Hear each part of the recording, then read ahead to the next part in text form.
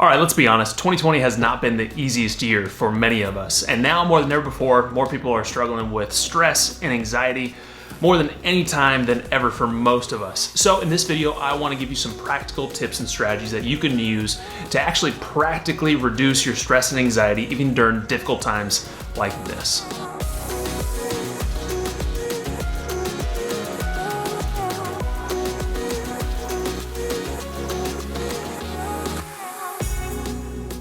Now, before we get rocking and rolling with this video, if you do like videos that are gonna help you live better and help you take better control of your brain and your mind, then you're probably gonna wanna click that red button down there to subscribe to this channel because we got tons more videos that are gonna be incredibly useful and helpful for you. Okay, so step number one is probably gonna be the most challenging, but also the most useful and beneficial for you. And that is to start practicing focusing on the things that you can control. Right now, there are so many things going on that we just can't control. You don't know what's gonna happen tomorrow. You don't know what's gonna happen next week. You don't know what life's gonna look like weeks, months, years from now.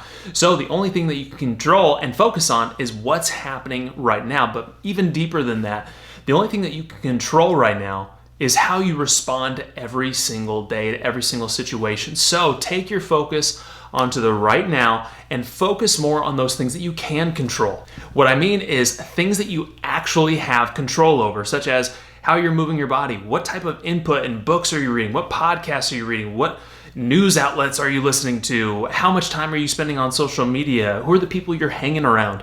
Things like this all are things that are within your realm of control that help influence how your brain and mind are actually operating during the day. So when you start to pay attention to those things that actually reduce your anxiety, figure out what you have control over that you can start to implement every single day. And also, if you can recognize those things that are triggers for you, make sure you find whatever's within your control that you can actually avoid some of those triggers as well. This is something that takes time, practice, and some energy, but the more you do this and the more you start focusing on just those things and stop worrying about the things that are going on the outside, you're gonna get better and better and better. Your mind's gonna get stronger, and you're gonna find that you actually find relief as you're starting to focus on just those things that you can control and just take each day at a time.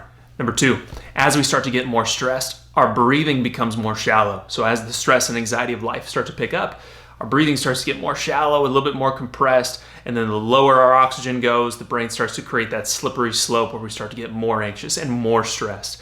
So in order to counteract that, you want to have periods throughout your day, maybe every hour or so, where you're just reminding yourself, put a little reminder on your phone to just take a nice deep breath. And what I would recommend is taking about 10 deep breaths every single hour. And what this will do is this will help just recalibrate your mind, help flood it with good, healthy oxygen, and deep diaphragmatic breathing, where you're taking these big, deep breaths, is going to be a huge way for you to actually stimulate what's known as your parasympathetic nervous system. That's the rest, relax side of your nervous system. So when you take these big, deep breaths, you're actually stimulating that side of your nervous system and can help calm the stress side of your nervous system.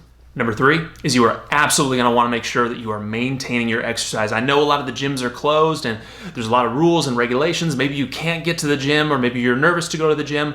That's okay. There's tons of different ways that you can exercise. Go onto YouTube. There are tons of exercise videos. Go onto Instagram. There are tons of people with exercise videos and different exercise routines that you can follow, that you can do from home. Go on a run, go on a hike. Exercise is one of the ways that our body burns off stress. So you need to make sure that you're exercising on a regular basis. It might look very different than how you used to exercise before, and that's okay. This is a season of life where we have to learn to manage these things better and just do what we can, right? Focusing on what we can control. Maybe we can't go to the gym, but there are things that we can do at home. There are things that we can do outside. And when you find those things that actually allow you to get some exercise, burn off a little bit of stress, it's going to be a huge help for you and your mindset. Number four, make sure you maintain your community. Make sure you're still talking to your friends, your family, whether that's over Zoom or FaceTime or through text. Feel free to laugh with people, still joke. You don't have to talk about everything that's going on in the world. Focus just on each other, focus on your community, have some fun with it, find unique ways to get together, find some unique ways to hang out with one another, and still maintain that community. Community is a huge part of being able to find that support network that you need, and they can support you along the way. So having people that you can talk about your issues with, your stress, the anxiety you're feeling, but also more importantly, to laugh and have fun with is going to be a huge support for you in helping reduce your stress and your anxiety. And the last one here is still be very aware of what you're putting into your body. And this would include things like the type of foods you're eating, making sure you're still eating healthy foods. If we don't put the right fuel in, our brain's not going to have the right resources to better manage our stress and anxiety. On top of that too, you want to be careful with your alcohol consumption and your caffeine consumption. Why?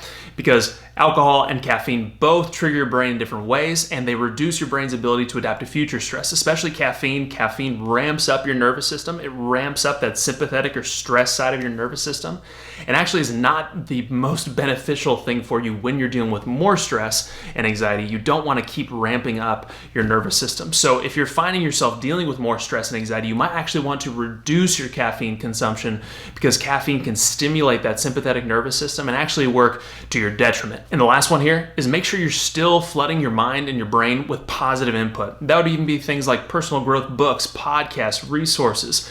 Don't spend so much time binge watching Netflix, HBO. Actually go and read some books, listen to some podcasts, learn a new skill or hobby, learn some new things. This is a great opportunity for you to continually flood in positive information to your mind, to your life.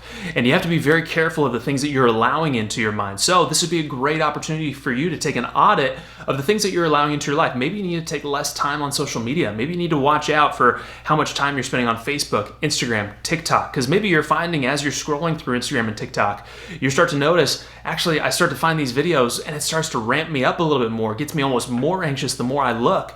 That's actually a great insight and something that you can use to your benefit and say, hey, maybe I need to take a step back and focus more time on reading, spending more time with great quality people and listening to better podcasts, or maybe buying a course that I can use to learn something new.